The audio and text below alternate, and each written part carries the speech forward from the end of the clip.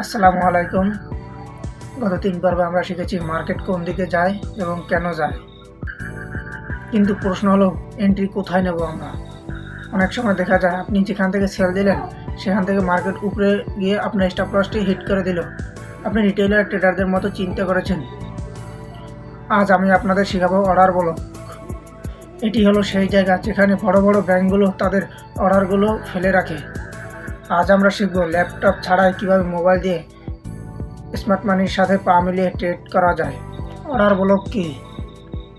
ভিডিওর এই পর্যায়ে আমি একটি কথা বলতে চাই আপনাদের উদ্দেশ্যে। আমি জানি আপনাদের অনেকের কাছে দামি ল্যাপটপ ও কম্পিউটার নেই, অনেকে লস করতে করতে নিঃস্ব হয়ে গেছেন।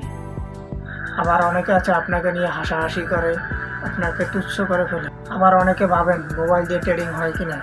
আসলে মোবাইল দিয়ে ট্রেডিং শিখতে পারবেন, জানতে পারবেন, পরবর্তীতে হয়তো আপনার টাকা হলে ইনকাম করে একটি দামি ল্যাপটপ বা পিসি বিল্ড করতে পারবেন।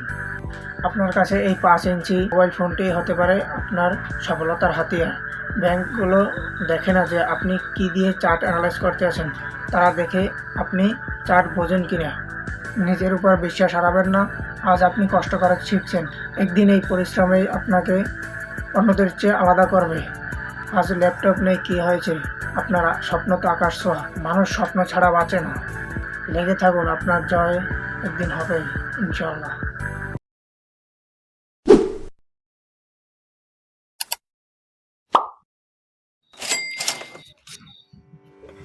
অর্ডার ব্লক মানে হলো বড় কোনো মুভ শুরু হওয়ার আগের শেষ বিপরীত ক্যান্ডেল।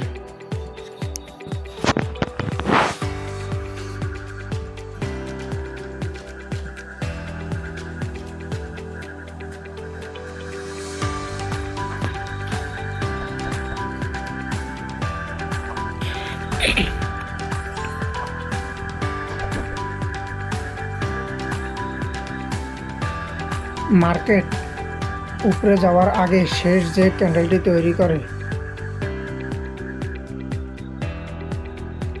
মার্কেট উপরে যাওয়ার আগে শেষ যে রেড ক্যান্ডেলটি তৈরি করে তাকে বুলিশ অর্ডার ব্লক বলে।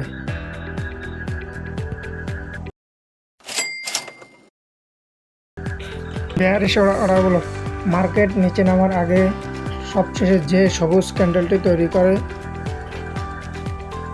তাকে বেয়ার অর্ডার ব্লক বলে।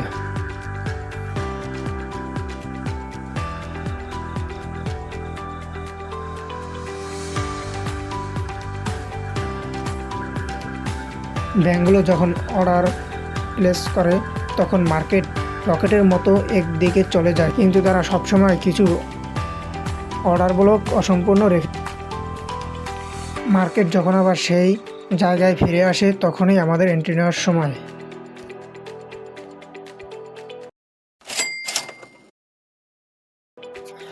ভ্যালিড অর্ডার ব্লক চেনার উপায় মনে রাখবেন, চার্টের সব ক্যান্ডেল কিন্তু অর্ডার ব্লক নয়। একটি শক্তিশালী অর্ডার ব্লকের জন্য দুটি জিনিস খেয়াল রাখবেন।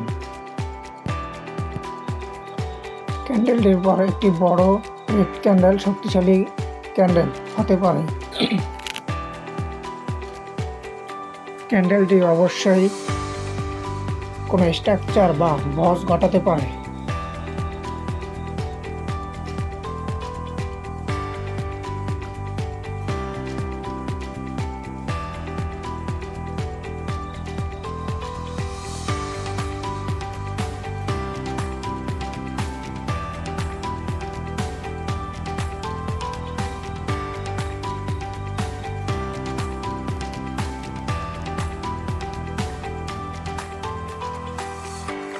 এখন দেখুন, মার্কেট যখনই এই বক্সে টাচ করলো তখনই আমরা এন্ট্রি নেব। আমাদের স্টপ লস হবে সামান্য উপরে এবং টার্গেট হবে 1:3-4।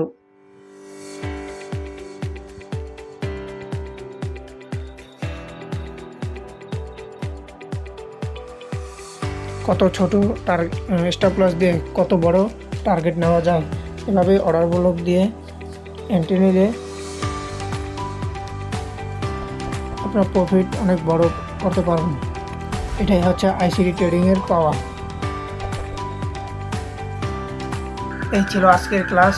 আপনাদের হোমওয়ার্ক হচ্ছে কমপক্ষে হলেও 10টি মার্কেটে গিয়ে ভ্যালিড অর্ডার ব্লক খুঁজে বের করা এবং অর্ডার ব্লক অনুযায়ী এন্ট্রি নেওয়া।